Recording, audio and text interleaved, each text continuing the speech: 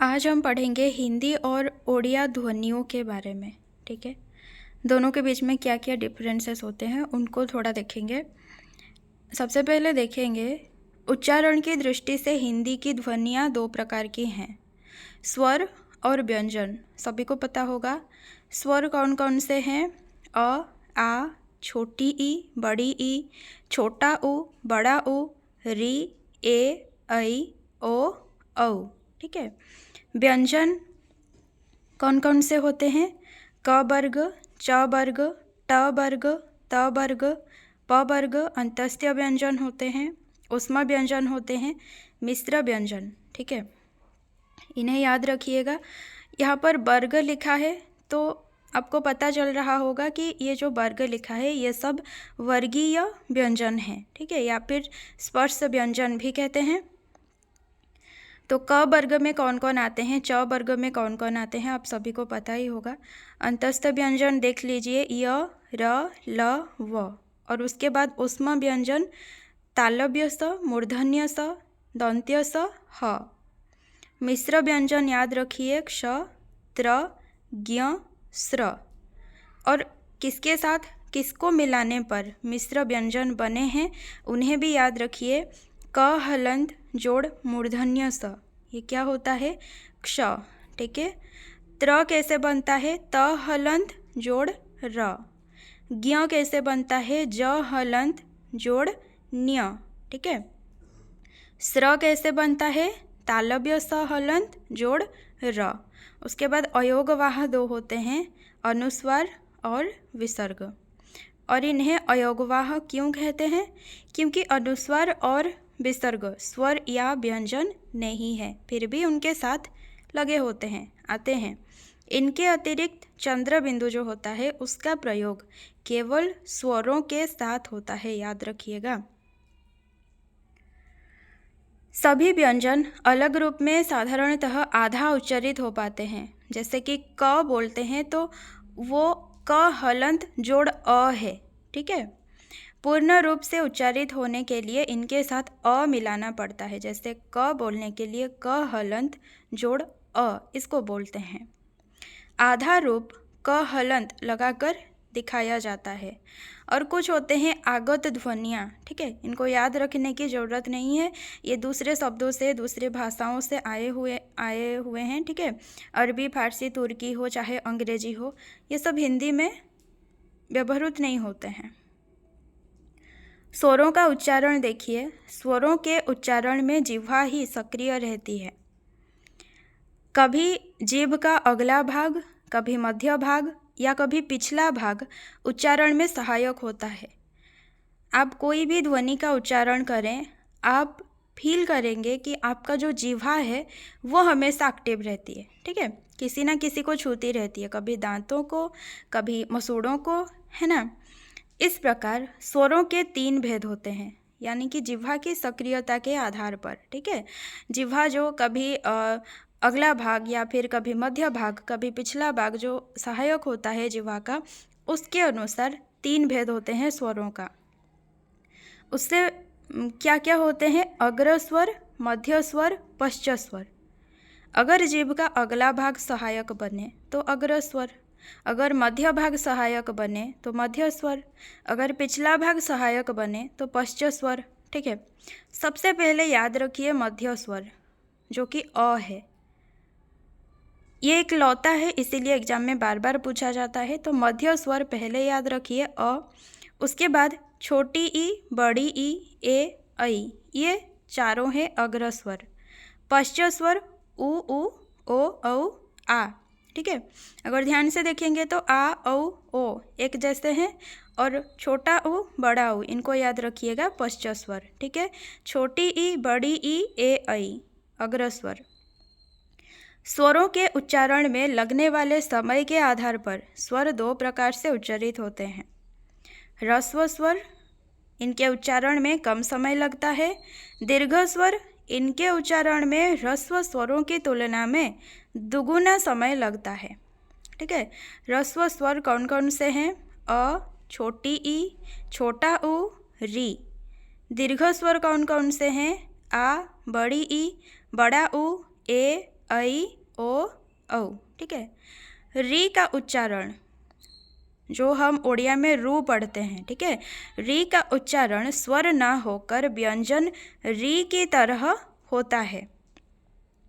फिर भी वर्णमाला में यह स्वर के रूप में गृहीत है, इसे ह्रस्व स्वर माना जाता है। री को याद रखिएगा, र में छोटी ई, ठीक है।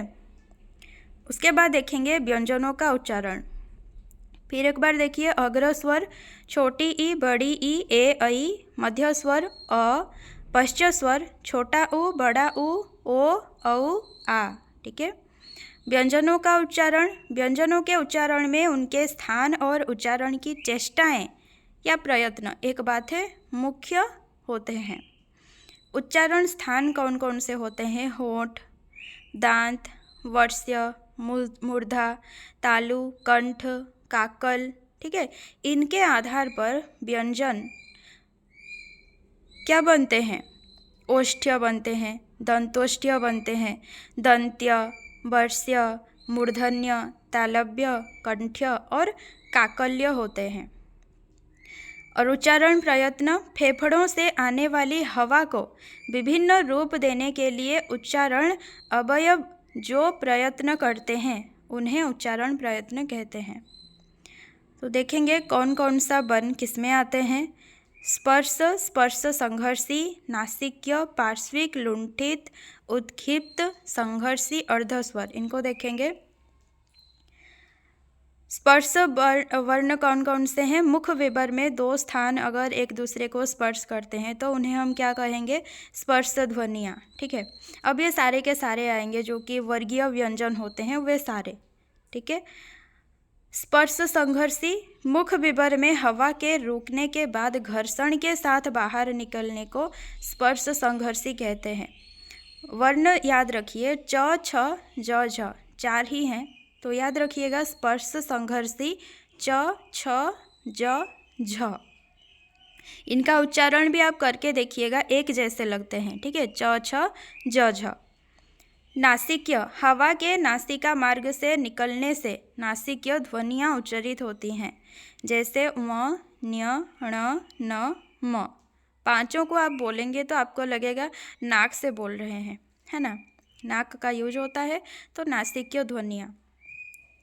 पार्श्विक, हवा के जिह्वा के किनारे पार्श्व से होकर निकलने से पार्श्विक ध्वनियाँ उच्चारित होती हैं। एक है ल, इसको याद रखिएगा, किनारे किनारे से निकल जाती है, ठीक है, ल। लुंठित, जीव का अग्रभाग मसूड़े के पास 2-3 बार हिलने से लुंठित ध्वनि उच्चारित होती है, जैसे र। आप बोल के भी देखिएगा, र र र, जैसे बोलते हैं ना, तो ऐसे लगता है कि 2-3 बार वो हिल रहा है मसूड़े के पास, ठीक है। तो इसे कहते हैं लुंठित ध्वनि, र, याद रखिएगा। उत्क्षिप्त, जीभ की नोक उलटकर कठोर तालु से टकराकर आगे की ओर फेंकी जाने से उत्क्षिप्त ध्वनियाँ उच्चारित होती हैं, जैसे ड, ढ, ड, ढ। आप बोलेंगे ना तो आप फील करेंगे कि आपका जो जीभ है ना, तो जीभ का जो अग्र भाग है, ठीक है, जो नुकीला भाग है, नोक है, वो उलट जाता है। फील कीजिएगा, ड, ढ, ये बोलते वक्त जीभ का जो नोक होता है वो उलट जाता है, ठीक है, और कठोर तालु से टकराती है, तो इसे कहते हैं उत्क्षिप्त ध्वनियाँ। याद रखिएगा, नीचे बिंदी देना है, ठीक है। संघर्षी, मुख का मार्ग संकीर्ण होने से हवा घर्षण या फिर रगड़ खाकर निकलने से संघर्षी ध्वनियाँ उच्चारित होती हैं। ऐसी स्थिति में हवा में उष्णता आने से इन्हें उष्म ध्वनि भी कहते हैं। और ये ध्वनियाँ कौन सी हैं? तालव्य स, मूर्धन्य स, दंत्य स, ठीक है। अर्ध स्वर याद रखिए, इम्पोर्टेंट है। इनके उच्चारण में स्वर और व्यंजन दोनों के लक्षण मिलते हैं, जैसे य और वो, यही दोनों बार बार पूछे जाते हैं। व्यंजनों के उच्चारण के और दो आधार भी हैं, प्राणत्व, स्वर तंत्रियों में कंपन। प्राणत्व या श्वास प्रवाह में शक्ति या मात्रा के आधार पर ध्वनियाँ अल्प प्राण या महाप्राण होती हैं। क अल्प प्राण है, ख महाप्राण है, और ह याद रखिएगा प्राण ध्वनि है, ठीक है। स्वर यंत्र की स्वर तंत्रियों में कंपन के आधार पर ध्वनियाँ अघोष या सघोष होती हैं। क अघोष है और ग सघोष है। प्राणत्व के आधार पर याद रखिएगा दो प्रकार के ध्वनियाँ, अल्प प्राण, महाप्राण। स्वर तंत्रियों में कंपन के आधार पर दो प्रकार की ध्वनियाँ, अघोष, सघोष। अब यहाँ पर हम देखेंगे कि अल्प प्राण, महाप्राण कौन कौन से हैं, अघोष, सघोष कौन कौन से हैं। ठीक है, तो यहाँ पर आप देख सकते हैं प्राणत्व के आधार पर, प्रयत्न के आधार पर प, फ, ब, भ, म ये क्या होते हैं, ओष्ठ्य होते हैं। उनमें से प, फ देखिए अघोष। ठीक है, त, थ अघोष, ट, ठ अघोष, क, ख अघोष। तो यहाँ से पता क्या चलता है कि जो वर्गीय व्यंजन होते हैं, जो पहला होता है, ठीक है, पहला वर्ण, दूसरा वर्ण, ये दोनों क्या होंगे, अघोष। ठीक है, याद रखिएगा क्या है, अघोष। और उसके बाद ये दोनों चले गए तो बाकी के हुए 3। ठीक है, क्योंकि हर एक वर्ग में 5 वर्ण होते हैं, तो पहला दूसरा वर्ण अगर अघोष है तो बाकी के 3 वर्ण क्या होंगे, सघोष। ठीक है, ब, भ, म, द, ध, न, ड, ढ, ण, ज, झ, ञ, ग, घ, ङ। ठीक है, ये हो गए सघोष। अब अगर अल्प प्राण, महाप्राण देखेंगे तो देखिए प क्या है, अल्प प्राण है। उसके बाद फ नहीं है, ब क्या है, अल्प प्राण। ठीक है, तो यहाँ पर हम देखेंगे कि फ जो है क्या है, महाप्राण। ठीक है, तो यहाँ से क्या पता चलता है, जो पहला वर्ण होता है और जो दूसरा वर्ण होता है, ठीक है, दूसरा वर्ण आ जाएगा महाप्राण में, पहला वर्ण आ जाएगा अल्प प्राण में, फिर तीसरा वर्ण आएगा किसमें, अल्प प्राण में, चौथा आएगा महाप्राण में। ठीक है, मतलब एक अगर अल्प प्राण तो दूसरा हो गया महाप्राण, फिर तीसरा हो गया अल्प प्राण, चौथा हो गया महाप्राण, ऐसे होगा। ठीक है, अघोष सघोष में दो, पहला और दूसरा हो जाएंगे अघोष, बाकी के 3 सघोष। और अल्प प्राण महाप्राण में एक होगा अल्प प्राण, दूसरा होगा महाप्राण, फिर एक होगा अल्प प्राण, दूसरा होगा महाप्राण। वर्गीय व्यंजन में आप लोग लिख के देख लीजिएगा। ठीक है,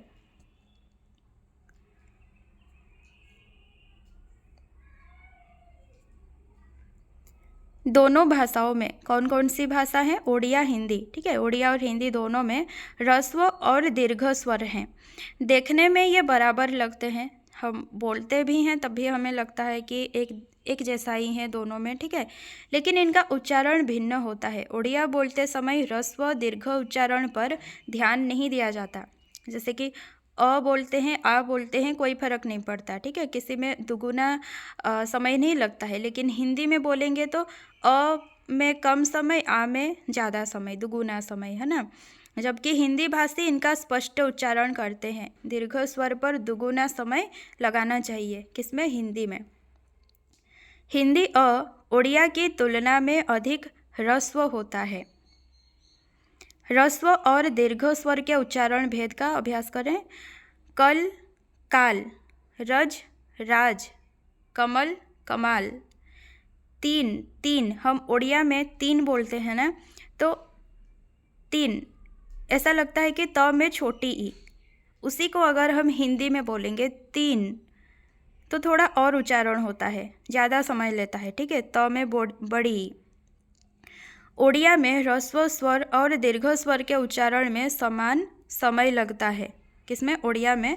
लेकिन हिंदी में वो नहीं होता है, ह्रस्व स्वर से दुगुना समय लगता है दीर्घ स्वर में। री का उच्चारण हिंदी में री जैसा होता है, ओडिया में याद रखिए रू जैसा होता है। र में छोटा ऊ, ध्यान दीजिएगा। जैसे रूसी होता है, हिंदी में हम बोलते हैं ऋषि, ठीक है, लेकिन ओडिया में उसी को हम बोलते हैं रूसी। र में छोटा ऊ। ऋतु, उसको ओडिया में क्या बोलेंगे, ऋतु। अमृत, उसको ओडिया में क्या बोलेंगे, अमृत, है ना। ऐ, औ, इन दोनों को देखिए, ये दोनों हिंदी में मूल स्वर हैं और संयुक्त स्वर भी। ठीक है, जैसे कि ऐ कैसे बनता है, अ जोड़ छोटी ई, तो मिला हुआ है इसीलिए संयुक्त स्वर। अ जोड़ छोटा ओ, 2 स्वरों के मेल से संयुक्त स्वर औ, हिंदी मूल स्वर। ठीक है, कुछ उदाहरण है, देख लीजिए।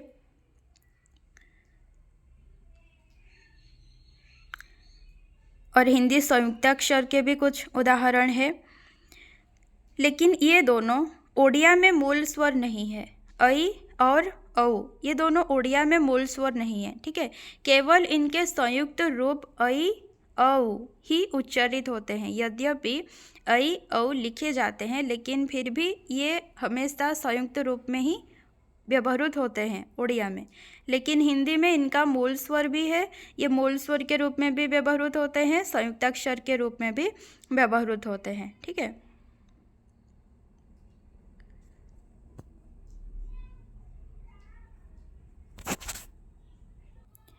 ऐसा, औरत, ऐनक, पौधा, पैसा, मौत, मैना, लौटना, इन सब में ऐ औ का मूल ऐ और औ जो व्यवहृत हुए हैं मूल स्वरों के रूप में हुए हैं। और यहाँ पर जो उदाहरण है कन्हैया, दैया, नैया, भैया, इन सब में संयुक्ताक्षर के रूप में व्यवहृत हुए हैं। य का उच्चारण हिंदी में ज नहीं होता है। कभी भी आप जैसे कि यमुना होता है, ठीक है, हम क्या बोलते हैं उड़िया में जमुना, लेकिन वो हिंदी में क्या होता है यमुना, ठीक है। जबकि ओडिया में शब्द के आरंभ में उपसर्ग युक्त होने पर तथा संयुक्त वर्ण होने पर उच्चारण ज होता है। जैसे यमुना, अब ये शब्द के आरंभ में है य, ठीक है, तो उसको ओडिया में उच्चारण करेंगे तो क्या बोलेंगे ज, जमुना, शब्द के आरंभ में, याद रखिए। या फिर अगर शब्द जो है उपसर्ग युक्त है, ठीक है, तब भी जो य होता है उसको ओडिया में हम क्या बोलते हैं ज। जैसे कि समयोग, अब इसमें सम उपसर्ग लगा है ना, तो इसको हम ओडिया में क्या बोलते हैं संजोग। सूर्य, ओडिया में क्या बोलेंगे सूर्य। तो याद इतना रखना है, य का उच्चारण हिंदी में ज नहीं होता है, लेकिन ओडिया में अगर शब्द के आरंभ में है य या फिर शब्द अगर उपसर्ग युक्त है तो भी य का उच्चारण ओडिया में कैसे किया जाएगा, ज के जैसा। किंतु हिंदी तथा ओडिया में शब्द की मध्य तथा अंत स्थिति में य का उच्चारण होता है। ओडिया में य के लिए अलग लिपि चिन्ह है। यहाँ पर हमने देखा कि अगर शब्द के आरंभ में या फिर शब्द उपसर्ग युक्त है तो य को ओडिया में क्या बोलेंगे ज। लेकिन अगर शब्द के अंत में या फिर मध्य में क्या है य है, ठीक है, उपसर्ग युक्त नहीं है शब्द, अगर मध्य में य है या फिर अंत में य है, जैसे कि काया, तो यहाँ पर अंत में य है। मायामय, माया य यहाँ पर बीच में है, ठीक है, तो यहाँ पर क्या होगा य ओडिया में भी य रहेगा, ठीक है, ज नहीं होगा। यहाँ पर काया को काजा करने से गलत हो जाएगा, ठीक है। तो याद रखिएगा स्थान थोड़ा सा, अगर आरंभ में है य या फिर शब्द उपसर्ग युक्त है तो य को ज बोलेंगे ओडिया में। अगर शब्द के मध्य में या फिर अंत स्थिति में य है तो ओडिया में भी उसको य ही बोलेंगे। ल का उच्चारण हिंदी में ल ही होता है, जबकि ओडिया में ल और ड़, ठीक है, जो ड़ होता है वो हिंदी में तो होता नहीं है। ड़ दो ध्वनियाँ हैं। ओडिया ड़ का हिंदी में ल जैसा ही होता है।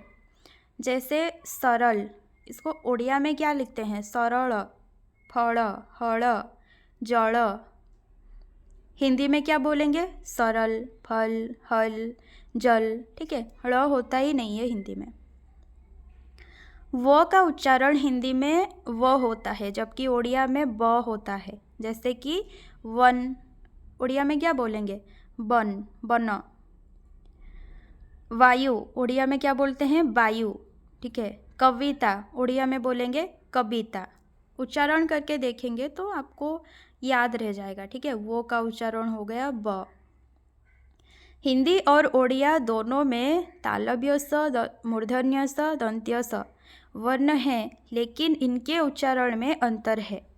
हिंदी में तालव्य स बोलते समय जीभ की नोक को तालु के पास ले जाना पड़ता है, श, ठीक है। जैसे क्या बोलते हैं खुशबू, ठीक है, खुशबू, तो एक अलग सी आवाज़ होती है ना। दंत्य स बोलते समय जीभ दंतमूल के पास चली जाती है। निम्न शब्दों के उच्चारण करके अंतर को समझें। मूर्धन्य स का उच्चारण अधिकतर लोग तालव्य स जैसा कर देते हैं, इसको भी थोड़ा याद रखिएगा, परंतु कोशिश करके इसका मूर्धन्य उच्चारण किया जा सकता है, जैसे धनुष, षष्ठी, शेष, अष्टम। उड़िया वालों को समझ में नहीं आता होगा, क्योंकि हम जैसा बोलते हैं कि स हमारे लिए 3 स एक जैसे ही होते हैं, है ना, उड़िया में। फिर भी हिंदी में जो रूल है उसको थोड़ा सा ध्यान दीजिएगा। जैसे कि यहाँ पर ऊपर लिखा है कि तालव्य स बोलते समय जीभ की नोक को तालू के पास ले जाना पड़ता है ना, तालू याद रखिएगा। और दंत्य स बोलते समय जीभ दंतमूल के पास चली जाती है। ह सघोष है, इसको याद रखिएगा, ह सघोष है, पर शब्द के अंत में सामान्य रूप से इसका अघोष उच्चारण हो जाता है, जैसे 11, 12, राह, स्नेह। पता नहीं चलता है कि हम ह को बोल भी रहे हैं, है ना, तो इसको थोड़ा सा याद रखिएगा। ह के पहले आने वाले अ का ए जैसा उच्चारण होता है, जैसे कहना, नहर। देखिए लिखा क्या गया है कि कहना, कहना, लेकिन हम बोल क्या रहे हैं, कहना। क्यों? क्योंकि रूल है कि अगर ह के पहले आने वाले अ का मतलब, देखिए यहाँ पर कहना में देखिए ह के पहले क्या है, क, ठीक है, लेकिन क बना कैसे है, क हलंत जोड़ अ, ठीक है, उसके बाद है ह, तो ह से पहले क्या हुआ, अ है, तो ह से पहले अगर अ है तो उसका उच्चारण कैसे होगा, ए जैसा, ठीक है। इसीलिए हम क्या बोल रहे हैं, कहना, नहर, पहले, पहचान, बहन, ठीक है, रहना। क्ष का उच्चारण हिंदी में क्ष, क हलंत मूर्धन्य स जैसा होता है, जबकि ओडिया में इसका उच्चारण क्ष होता है। चक्षु, इसको हिंदी में बोलेंगे चक्षु, चक्षु, चक्षु। ओडिया में क्या बोलेंगे, चक्षु। परीक्षा, ठीक है, परीक्षा, ओडिया में क्या बोलेंगे, परीक्षा। तो इसको याद रखिए, क्ष को ओडिया में क्या बोलेंगे, क्ष। ज्ञ का उच्चारण हिंदी में ज्ञ जैसा होता है, जैसे यज्ञ, आज्ञा, प्रतिज्ञा, ठीक है। कुछ लोग ज्ञ या ज्ञ भी उच्चारण करते हैं, लेकिन इसको याद रखिएगा, यज्ञ ये शुद्ध रूप है, ठीक है। अनुस्वार और विसर्ग को सामान्यतः अंग अह के रूप में लिखा जाता है, इन्हें ना स्वर माना जाता है न व्यंजन, इसीलिए इन्हें अयोगवाह कहा जाता है। अनुस्वार का उच्चारण इसके बाद के व्यंजन की नासिकीय ध्वनि की तरह होता है, इसको याद रखिएगा। अनुस्वार का उच्चारण इसके बाद के व्यंजन की नासिकीय ध्वनि की तरह होता है। विसर्ग ह का अघोष रूप है, इसको याद रखिएगा। विसर्ग जो है किसका अघोष रूप है, ह का, ठीक है। विसर्ग का उच्चारण शब्द के अंत में तथा उपसर्ग के अंत में ह होता है, इसको भी याद रखिएगा। विसर्ग का उच्चारण शब्द के अंत में तथा उपसर्ग के अंत में क्या होता है, ह। जैसे प्रायः, यहाँ पर लिखा क्या गया है, विसर्ग, ठीक है, य के बाद विसर्ग है, लेकिन हम उच्चारण क्या करते हैं, प्रायः। ह तो नहीं लिखा है ना, लेकिन फिर भी हम उच्चारण करते हैं प्रायः। विशेषतः, अधः पतन, है ना, अधः पतन। तो क्या होगा, विसर्ग का उच्चारण शब्द के अंत में, जैसे कि प्रायः यहाँ पर अंत में है, तथा उपसर्ग के अंत में, जैसे अधः, अधः एक उपसर्ग है, अधः, तो अंत में कैसा उच्चारण होगा, ह जैसा। जबकि शब्द के मध्य में इसका उच्चारण नहीं होता। ध्यान दीजिए, अगर अंत में है या फिर उपसर्ग के, शब्द के अंत में है या फिर उपसर्ग के अंत में है, तो विसर्ग का उच्चारण ह जैसा होता है। लेकिन वहीं पर अगर शब्द के मध्य में विसर्ग है तो इसका उच्चारण होता ही नहीं है, ठीक है। जैसे कि दुख, नॉर्मली हम क्या बोलते हैं, दुख, पता नहीं चलता है कि बीच में कोई विसर्ग है भी, है ना। सभी स्वर अनुनासिक होते हैं, इसको याद रखिए, सभी स्वर अनुनासिक होते हैं। ऐसी स्थिति में हवा मुख विवर और नासिका विवर दोनों विवरों से निकलती है। लिखते समय अनुनासिकता को 2 प्रकार से लिखा जाता है, चंद्र बिंदु, बिंदु द्वारा। चंद्र बिंदु का प्रयोग शिरोरेखा के ऊपर मात्रा ना होने पर होता है। ध्यान दीजिएगा, अगर ऊपर मात्रा नहीं है तो आप लगाएंगे चंद्र बिंदु, और अगर ऊपर कोई मात्रा है तो लगाएंगे सिर्फ बिंदु। दोनों का मतलब ही सेम है, चंद्र बिंदु ही है। जैसे कि ईंट, गांव, ठीक है, गांव में देखिए ऊपर कोई मात्रा नहीं है, तो वहाँ पर हम आराम से चंद्र बिंदु को लेकर रख दिए हैं, वो सारा जगह अधिकार कर लिया है। लेकिन यहाँ पर क्या होता है, ईंट हो, नींद हो, मैं, चौंकना, ऑलरेडी एक एक मात्रा है, ठीक है, तो उनके साथ वो एडजस्ट नहीं कर पाता है, इसीलिए उसका छोटा सा रूप लेकर वहाँ पर रखा जाता है, जो कि सिर्फ बिंदी होता है, ठीक है। अनुस्वार नासिकीय व्यंजन अर्ध व्यंजन के रूप में वर्गीय व्यंजनों के साथ संयुक्त होने पर विकल्प में अनुस्वार का प्रयोग होता है, जैसे गंगा, चंचल, दंड, नंद, कंपन, ठीक है।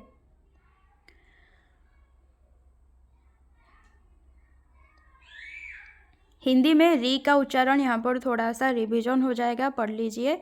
हिंदी में री का उच्चारण र छोटी ई री होता है, उड़िया की तरह रू नहीं होता। ए और औ का उच्चारण मूल स्वर की तरह होता है, औ की तरह, संयुक्त स्वर की तरह नहीं। जैसे कि हम बोलते हैं ऐनक, ठीक है, तो उसको ऐनक ही बोलते हैं, ऐनक कभी नहीं बोलते हैं, है ना। तो उच्चारण कैसे होता है, मूल स्वर की तरह, ऐनक। हिंदी में ज और य दो ध्वनियाँ हैं, इनका उच्चारण सीखें। उड़िया की तरह हिंदी में एक और य ध्वनि नहीं है। हिंदी में उड़िया वाली ळ ध्वनि नहीं है, सब ल है। हिंदी में तालव्य स, इसको याद रखिएगा तालव्य, और एक दंत्य स, उसको याद रखिएगा वर्ष्य, ठीक है। हिंदी में शब्द के अंत का अ उच्चारण नहीं होता, हलंत उच्चारण होता है, कमल, कलम। हिंदी बोलते समय वक्ता या कहने वाला कभी दीर्घ मात्राओं पर बल देता है तो कभी किसी शब्द पर, इसे बलाघात कहते हैं। ये लाइन में हमेशा पूछती भी हूँ, बोलती भी हूँ, क्योंकि एक बार आया था वो स्टेटमेंट, ठीक है। राष्ट्रपति शब्द का उच्चारण करते समय रा पर बल पड़ता है, राष्ट्रपति, ठीक है, रा पर बल पड़ता है, याद रखिएगा।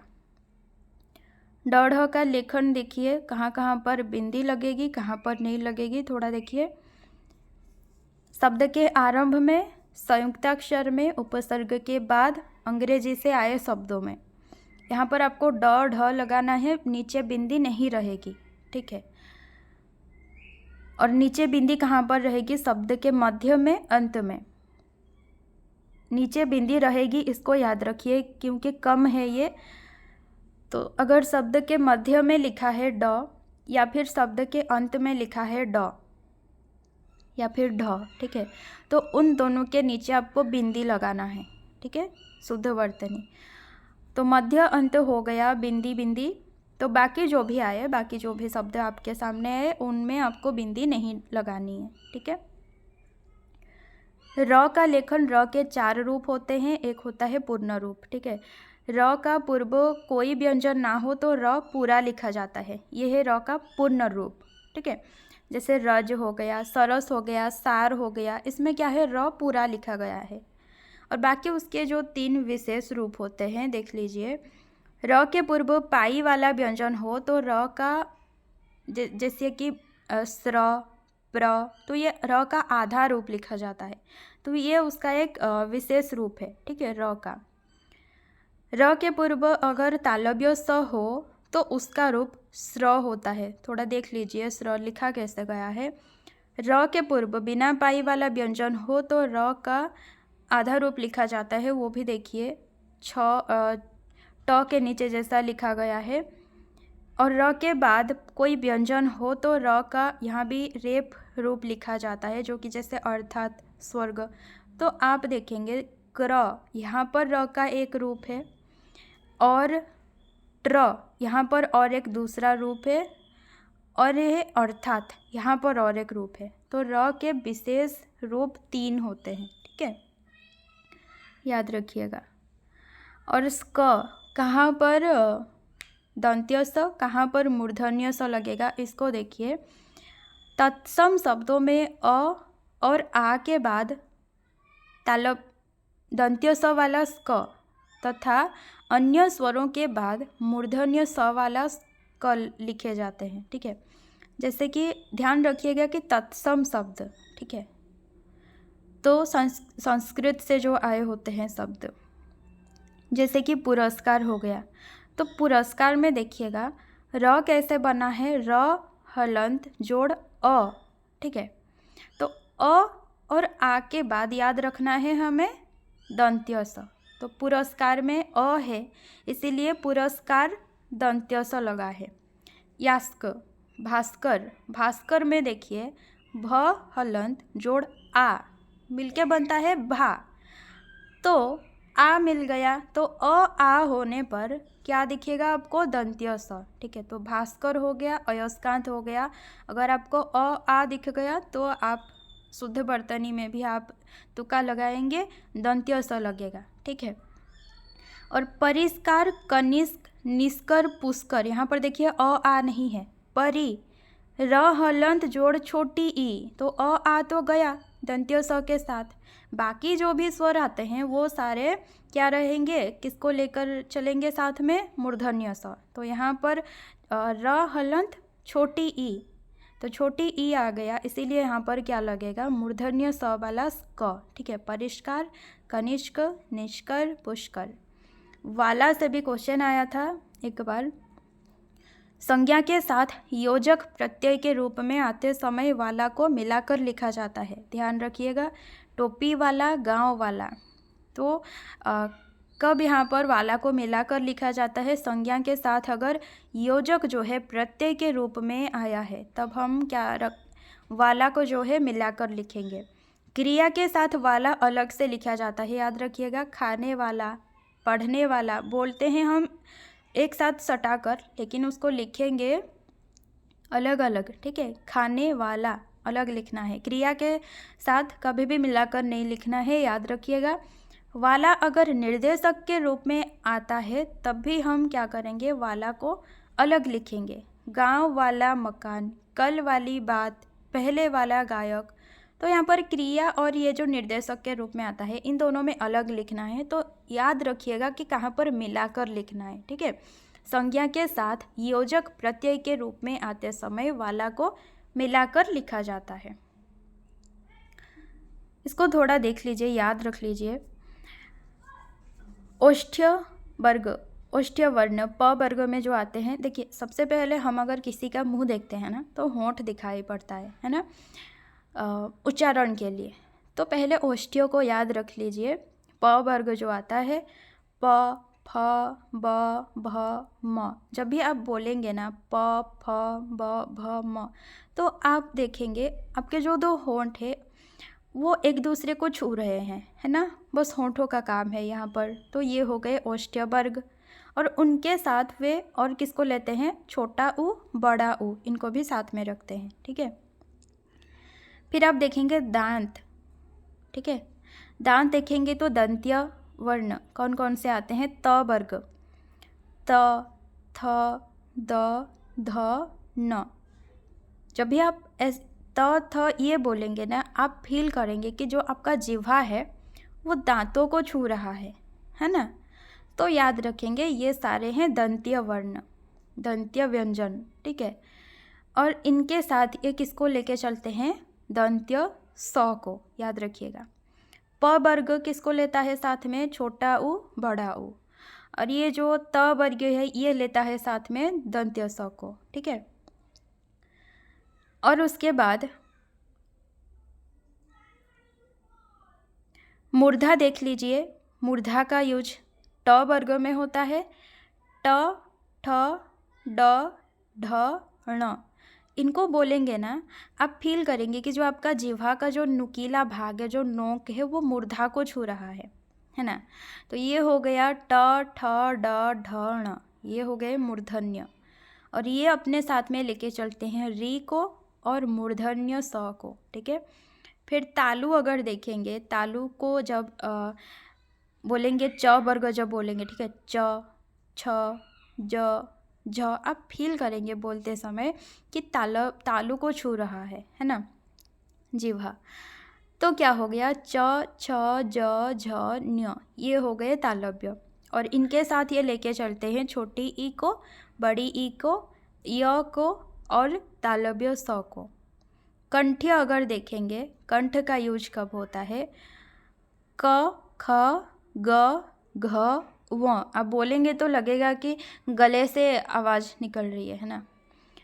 क, ख, ग, घ, व, ये हो गए कंठ्य। इनके साथ आते हैं अ, आ, अह और ह, ये आ जाते हैं कंठ्य में। नासिका अगर देखेंगे, नाक से बोलेंगे अंग, म, न्य, ण, न, म, ये हो गए नासिक्य व्यंजन। दंत और ओष्ठ दोनों यूज होते हैं एक वर्ण में, वो होता है व, याद रखिएगा, दंतोष्ठ्य बोलते हैं व। और एक होता है कंठ ओष्ठ, दोनों यूज होते हैं, इसे बोलते हैं कंठोष्ठ्य। इसमें आते हैं ओ, औ, ठीक है, ओ, औ याद रखिएगा। कंठ तालु दोनों यूज होते हैं, तो क्या बोलेंगे? कंठ तालव्य। इसमें दो वर्ण आते हैं ए, ऐ, ठीक है, तो इनको थोड़ा याद रखिएगा। दंतोष्ठ्य व, कंठोष्ठ्य ओ, औ, कंठ तालव्य ए, ऐ, ठीक है।